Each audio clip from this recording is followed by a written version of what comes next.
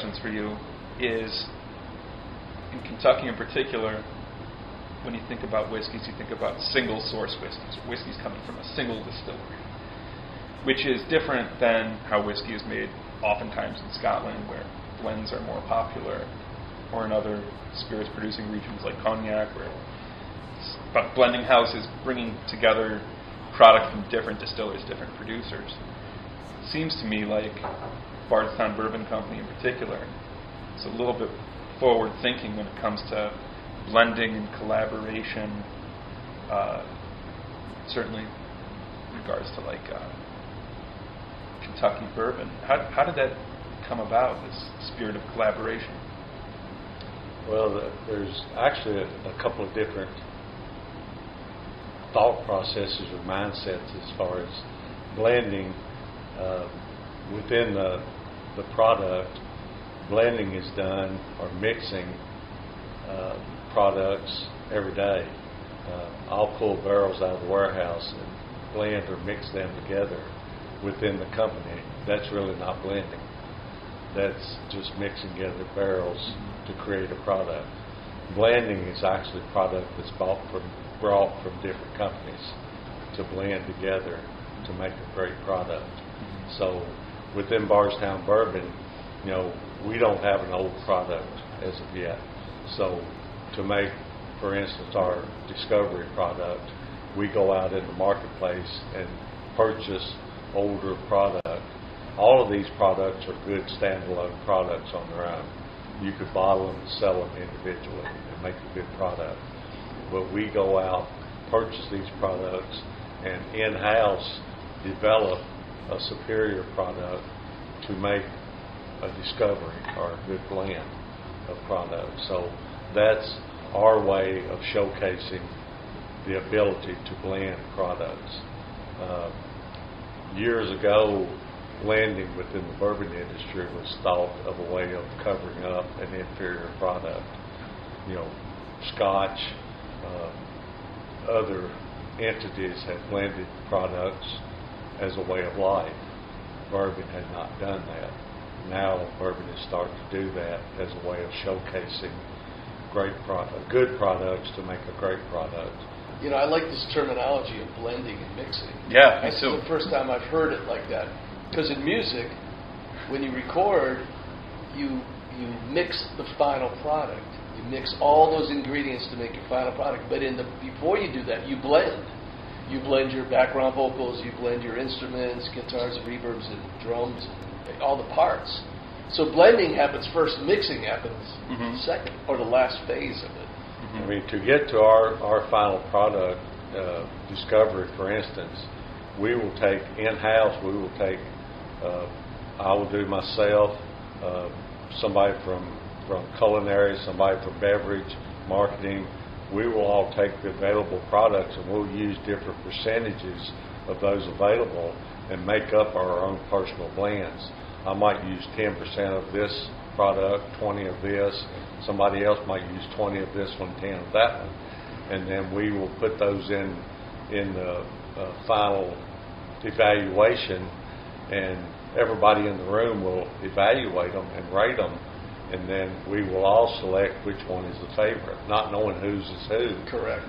And then we get all those evaluations, and the final one with the highest score is the one that's selected. So it's an in-house evaluation, not just my evaluation. And that difference from years ago before the distiller made the decision.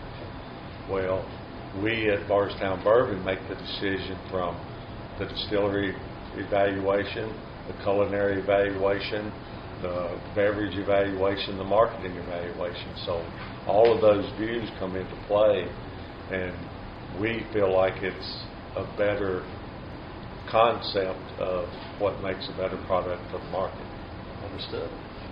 So that's kind of how we play it as a team, not as an individual. Understood. Well, we have similar stuff in our 3-chord business as well, because we let everybody's involved in the process as well, because that's really what you want, the best product in the end. And again, I keep referring to music thing, because when you mix a record, when your final thing is, that's not the final say-so. You let the other people listen. Somebody may have an opinion, say, oh, I never thought about that or this, So you let everybody's ears, just like you have everybody's palate. Exactly. In a choice to pick what you think is the best one. Yeah. At the moment. Because moments always change. Right. Well, days tomorrow change. could be a different day. Days change also. Exactly. How do you deal with the question of what's the mash bill when there's components from different distilleries coming in? Again, the mash bill plays on each distillery, each brand has a flavor profile. And sometimes that plays back to history. If there's a recipe or a mash bill that's been handed down from forefather years and years ago, that's one that's being played on to recreate. So that's a challenge that's presented to us that somebody brings on that I want to create my grandfather's recipe. So that's a challenge. Somebody comes in that wants to create a new recipe or new mash bill, then they bring on that I want this flavor profile, I want a fruity, I want a spicy, I want a modern, I want whatever they bring on board, then we start working on that procedure. So there's all kinds of perspectives that are presented that we start working with. First of all, I'm not working at my taste profile, my vision, I'm working with yours. Correct. So that's the first thought. When this process was presented to me by Peter, my mindset was, what do I like? Yours, yeah. I had to wipe that off the slate real fast because it wasn't my recipe, my product I was developing. It was yours. Correct. So I had to really get rid of that thought and start saying, what do you like? What do you want? What do you look for? So once I started working with that, then I started playing with that role and started going down that path, and then we developed your product. It's it's amazing. The music correlation is just spectacular. I mean, we talk about it all the time because when I produce other people and I hear what the artist is saying and what they want, it's not my work is to be able to bring that vision forward, so it's understood. Yeah. By that person and everybody else that believes in that artist. If it's your work, everything would sound the same. So it would be whatever my personal thing is, So it's always a collaboration, Right. But you have to wipe that clear. You could be listening and go, "Geez, if this was my thing, I know what I would do here." Yeah. But you're here to kind of fulfill their vision, So and that's the key to it. by doing that, then that's what's created these 54 different recipes. Yes. That I'm creating everybody else's flavor profile, everybody else's grandfather's recipe that I'm reworking. So by doing that, then that's really broadened the horizon. One thing that's common in that though is they have to be happy, but you have to be happy too. Because you have to be happy. If you're not happy, then they shouldn't be happy. Well, you need two people to be happy in that. Yeah, really. And I'm not going to put out a product that is terrible. Correct. I mean, that's not going to come out of Bardstown Bourbon. Understood. But if it's a good product or a decent product, I don't care that it's a little bit more spicy, a little bit more fruity, a little bit more of this. But if it's a good product, I've still got to be proud of it. But I don't care that it's something that your grandfather created, that it's a product that you like, that's a good product. Understood. So makes perfect sense. You're right. It's got to satisfy both. It has to. But it don't have to necessarily be my daily If it doesn't drink. satisfy you, it's not going to get past your best work. It just doesn't work. Right. Do you blend whiskeys, bourbons from different distilleries that are at different ages? Oh yeah, definitely. And that's really what created Fusion. Is we brought Fusion on board to, first of all, to bring Bardstown Bourbon's product into the market, because when we first brought Bardstown Bourbon's product into market, we were only 2.5 years old. As everybody knows, that's too young of a product to bring onto the market. It's not a standalone product. So we started playing with the idea of what if we blend this together with an older product, can we create a product that's drinkable? And the first round, we actually developed or came up with 52 different blends within the company. And when we went into session with rating these, we kicked them down to 26 to 12 to 6 down to get the final blend. And it was surprising to me that we had 60% of 3 different products from Bardstown Bourbon that was less than 3 years old that made up the recipe. Yeah, that's great. That's great. And as our product got a little older, in my opinion, it got a little bit better because our product got more mature. Sure. The other product we was using that we purchased got a little older, so they gradually became a little better. You know, when you get older, things get better. I think you know what I'm saying? When you get into like the 60s, things get better. That's what I think. Or even in your 70s, they start to get a little I see better. what you're saying. But chasing you down. you know, it's something we developed, and you know, on our 4th fusion, which is the one we have now, we actually took the blends that was in the first 3 out because we need to save those for what's going to be our standalone products. Our 20% wheat and our 36% rye. We need to save those products to be our core products. So we actually introduced some other products into the blends that are 3 or 4 years old. That we do very similar stuff. All right, isn't that right? We do. Yeah, we do. Even today during tasting that we had, where we tasted the unaged whiskey next to the aged whiskey, you could see that even in its young form, it still has a lot of grain character. Yeah. Particularly the rye and wheat, and you can really taste the grain come forward. When we're blending whiskey, a little bit of that's really, I think, interesting. In a blend, you could support it with the older product, but getting that grain forward character before the wood completely takes over, before the spirit becomes mature, to me, those are some really interesting flavors, matching up spirits from different ages. Well, and that's what we like to think we've done with this. You know, when you first take a sip of this, you get that young youthfulness on the front, and you get those flavors, and then kind of toward the end, you start to get that older product that comes in, and you get that oaky, woody caramels, vanillas that kind of finishes out the lingering flavors that last for a while. That's where you start to pick up all that of the older product. So that lingers on for longer. The youthfulness plays out early on, but you get that on the front. You get the little bit of sharpness that's in there from the young, but that kind of plays out too. So you did a great job with that. Yeah, nice balance. Really nice balance. Yeah, really great balance. Balance is another word. You know, you got blend, mix, and balance. Balance is key. And harmony. And harmony. It's all part. We're talking about very similar concepts. How they hit the ear and how they hit the mouth, right? But it's about bringing together these different elements, exactly, and experimenting with it and bringing a whole team together sometimes to figure out how exactly you want to make it work. You know, when Steel Bending Spirits and Chord Bourbon began, it began on May 16, 2016. So we got a 5-year anniversary coming pretty soon. You know that already, right? So yeah, it was conceived on that day, which is what is it today? May 12th, 13th. You got 3 days before an anniversary comes. The number 3 is pretty good. Wow. But yeah, I don't know if you know our story. I'll keep it brief here so you understand our beginnings.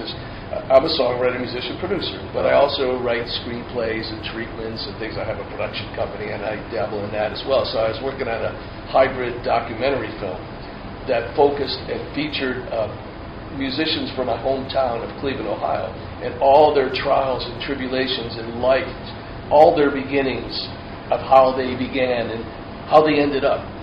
Not all of them became successful or professional sort of musicians, but they did things that fulfilled their life stream through music, right? And it was a give back film. I wanted to give back to those folks and donate the proceeds to various places and charities in Cleveland, Ohio, my hometown, and various places in Ohio.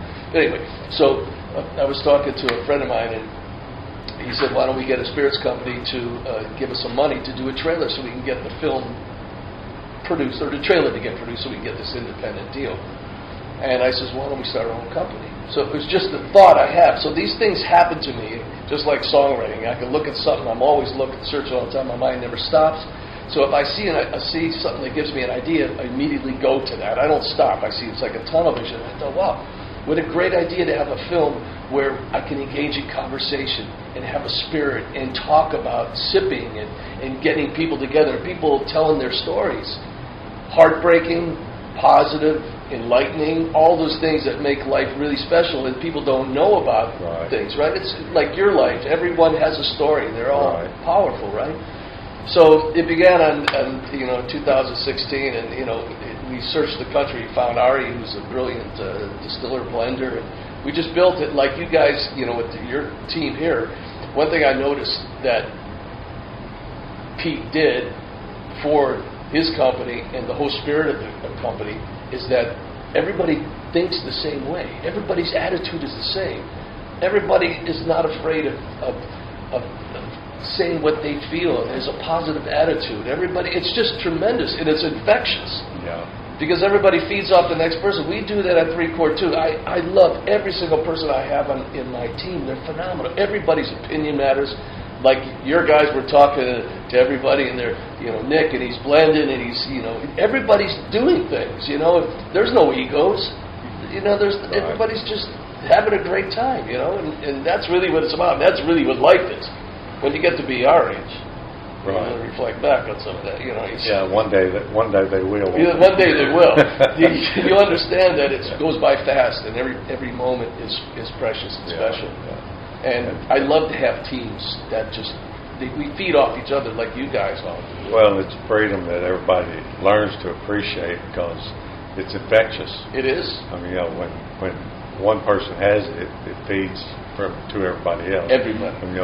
If we feel it, eventually they will feel it. No question. And then they will start feeding off it. Like you said, it carries through. They say one bad apple spoils the whole crate. Absolutely. One good feeling will feed into the whole crate. You said something really important about the juice. It lives inside the juice. And I'll tell you, there's this bass player who was I called him my apostle. He knew everything he said. I listened to every single thing he said. I heard this piano player play once. I said, I like the way he plays. He goes, oh no, he's got too much anger in him. He's got too much anger in his hands. I said, really? When I listened to the music again, I went, you're right. It sounds really angry. So you can't put anger in the juice. Just can't. It's true. Mm-hmm. And we do stuff. Ari's fun because, anytime I talk to him, he'll go, wait. And he always comes up with these great ideas. Why don't we do this? And then immediately he's like, we just execute it. And it's fun. A lot like your team. Make a 39% wheat bourbon. Why not? Yeah, why not? Got an afternoon, you have the input. Yeah. We're constantly experimenting as well and sending samples to each other. Trying to figure out what works. What we like. That's the ability to create something great. I mean, if you're restricted or corralled into something, then you won't create something. It doesn't work. Because you say, well, I'm not doing that. What if I get in trouble? What if something happens? I'm not doing that. And if you have the freedom to say, if it doesn't work, it doesn't work. You go ahead and do it anyway. Yeah. And you have that freedom. And if you mess up, you mess up. It doesn't really affect anything. No, it doesn't at all. Yeah. So, listen, everybody makes mistakes anyway. It's life is tough enough. It's hard enough. You try the best you can. Integrity is important. Truth is important. Somebody told me one time, say, if you don't make a mistake, you know what? You haven't done anything. You haven't done anything. That's true. That's true. That's exactly right. Absolutely. You haven't done anything. You don't. You know what? We're honored to be here. It's a pleasure talking to you, Steve. It's a real honor. Steve. It's been a pleasure having you here. And everybody here. Great. I could feel. I didn't even know Pete, and I feel his presence. I really do. He was a great guy. He was the reason I came on board. His personality, and one of the last times he was up here, he sat on a barrel right outside that glass right there. He was looking outside. He had a drink in his hand. He was looking at a big old smile on his face. He said, "This is great." He said that he was just so proud of this place. It's a shame that he passed, but it was something he was very proud of. Yeah, I could tell. I could feel it. We are excited about being a part of this family, collaborating, going forward. Absolutely. Well, as the light shines in, it's like